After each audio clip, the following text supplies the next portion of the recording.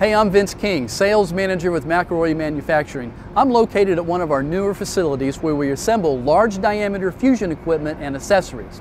Now today we're going to show you how to set up a McElroy QuickCamp shelter, which is a rapidly deploying, climate-controlled fusion shelter for all weather conditions. The complete QuickCamp system includes a fusion carriage contained in the shelter, pipe stands and pipe rollers, and the McElroy MegaMac Polyhorse pipe handling system, which allows the fusion machine operator to load and align pipe from inside the QuickCamp shelter safely and without the use of extra heavy machinery. Before we even get to the site, let's talk about safety, especially pertaining to large diameter pipe. Please make sure to read the operator's manual, which covers these safety precautions and more in greater detail. Now, most accidents involving large diameter pipe have had very little to do with the fusion equipment or even the type of pipe they were fusing. People have been seriously injured because they did not pay attention to basic safety precautions. Therefore, make certain you do the following. Make sure you stay out of the way of heavy equipment and pipe. Only use properly sized equipment to move and load the pipe. Make sure you understand and use proper lifting and moving procedures for pipe and equipment. Avoid bending the pipe or putting the pipe in a bind unless you have the proper safety equipment, because the pipe stores energy and will recoil when that energy is released. Also, take a look at the machine you will be using and make sure it is in good working condition and is as clean as possible. The operator's manual covers cleaning and use in detail. That being said, let's learn how to properly use this piece of McElroy equipment. We will start out by unloading our QuickCamp from the trailer and moving it to its final destination on the job site. We are using an oversized fork truck to move our QuickCamp today. You can lift the QuickCamp with either the fork pockets on the bottom side of the container, or you can use an overhead crane to lift the QuickCamp at the top ISO corner blocks. The bottom corner blocks cannot be used to lift the container because that is where the jacks attach to the QuickCamp. McElroy does not provide a lifting device for the QuickCamp, so you will need to provide your own if you choose this method. It is a good idea to find the flattest area possible for setting up your job site. Before the QuickCamp can be placed on the ground, the jacks will need to be installed and jack pads deployed. Once you have your QuickCamp positioned where it needs to be, open the end doors and remove the jacks, crank handles, and jack pads from the mechanical room.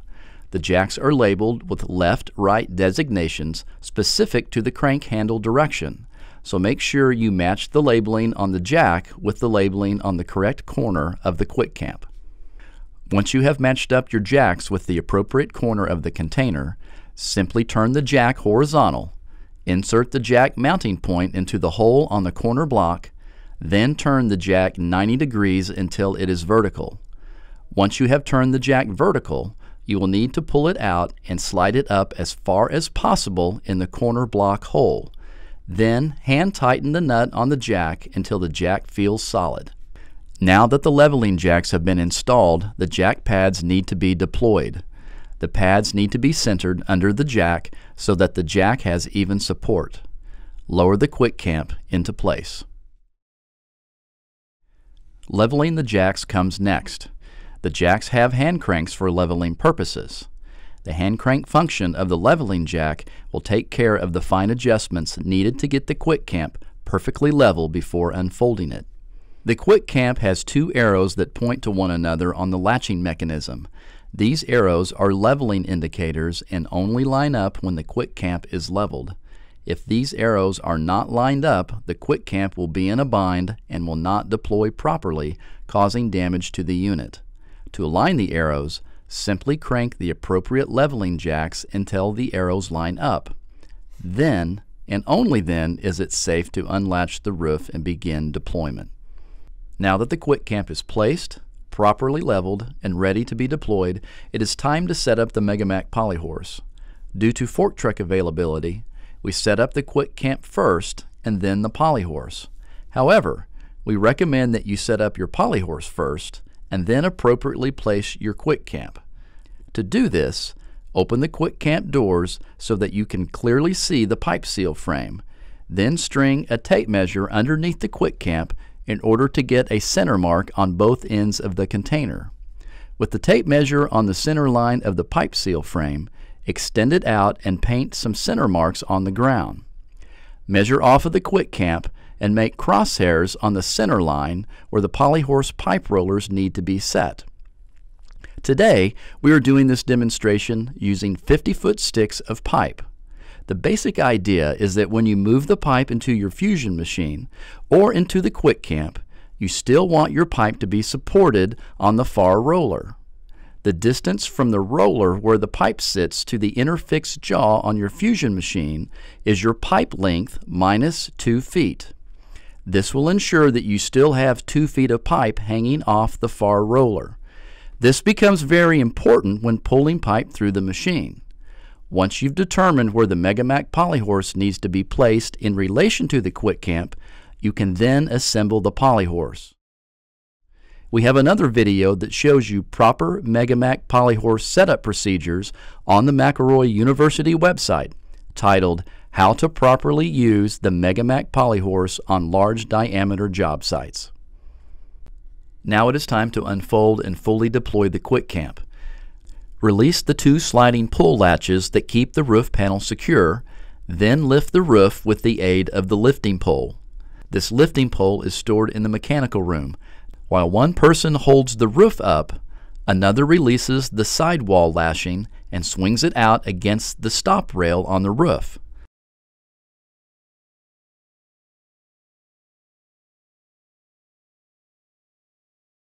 Repeat for the second sidewall.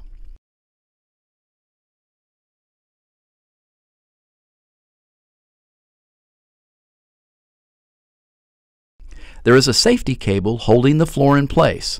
It needs to be unlatched from the floor and latched onto its storage clip so it stays safely out of the way. Once the safety cable has been removed, it is time to winch the floor down into place. One person will need to be in the mechanical room working the winch, while another guides the floor into place.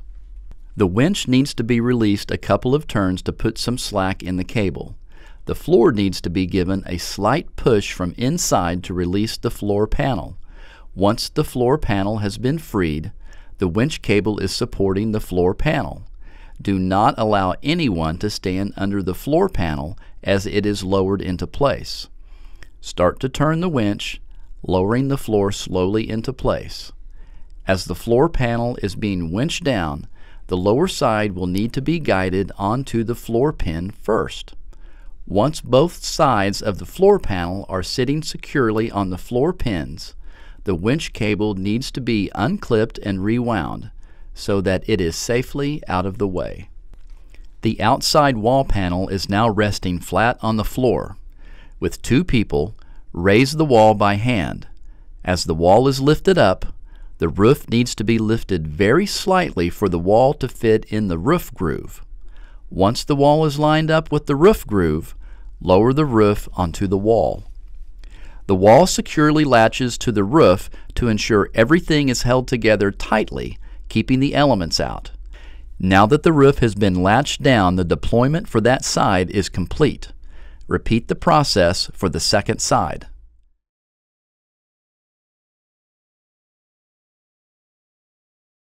For ease of entering and exiting the QuickCamp, McElroy has provided 2 sets of lightweight portable steps, 1 set for each door. There is also a 3rd set inside the QuickCamp, which is meant to provide increased visibility when looking out of the windows. Before heading back outside, place each of these steps in their appropriate location. McElroy has provided power cable pigtails to make hooking up and unhooking power to the QuickCamp and Polyhorse a breeze. Attach these cable pigtails to the generator, ensuring the correct voltage and frequency is being used. You can find this information in your QuickCamp product manual. Connect the power cables to the pigtails, start the generator, then check the control panel in the QuickCamp and on the Polyhorse for proper voltage. Flip the switch on the QuickCamp control panel to start up the HPU to ensure proper generator phasing. There are 6 power raceways that provide electricity throughout the QuickCamp. pull the raceways out from under the table that the air conditioners are sitting on. These raceways are alphabetically labeled so they can only be installed one way. Simply line the raceway up with the holes on the wall, push the pins into the hole, then make sure the raceway drops down into the slot so it is securely fastened to the wall. Once you have the raceway secured to the wall, plug the cord into its socket and twist to lock it into place. Repeat this process until all 6 raceways are installed and powered. Next, we need to install our air conditioning units. To do this, we first need to open up the AC panels on the walls of our QuickCamp. The air conditioning units are strapped to the table during shipping, so remove the straps, then lift the unit into its hole. The unit will simply slide into its hole in the wall, which once fully seated will seal off the outside elements. Once the unit is seated properly, plug it into the power raceway. It is now ready to go. The included work table is securely fastened to the floor during shipment by a pull pin on each leg. Remove these 4 pins and move the table off to the side. There are 4 feet for the table that need to be installed so the legs don't damage the floor. Install the feet using the extra, shorter pins provided. Then install the tabletop onto the table and move the table to its desired location.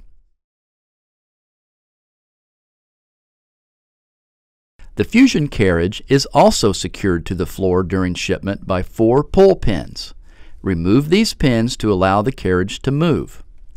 The QuickCamp comes with 2 magnetic LED light panels. These light panels are meant to illuminate the polyhorse when there is a lack of natural light outdoors. Simply stick them to the doors and run their power cables into the QuickCamp through the brush port.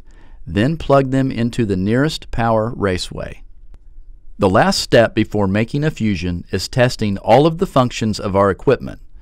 Run the controller cable from the polyhorse into the QuickCamp through the brush port.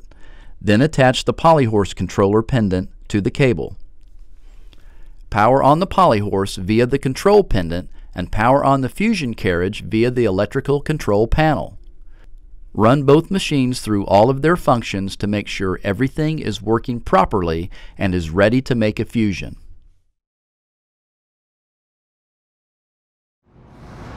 The unloading, deployment, and job site setup of the McElroy QuickCamp shelter is a relatively simple process.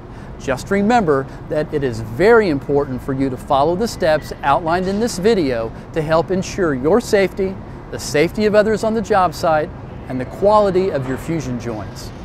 I hope this video has given you a little more insight to working with a McElroy QuickCamp shelter. Be sure to check out McElroy's many other videos to help with all your fusion needs. Go to www.mcelroy.com/university to find additional videos and more information.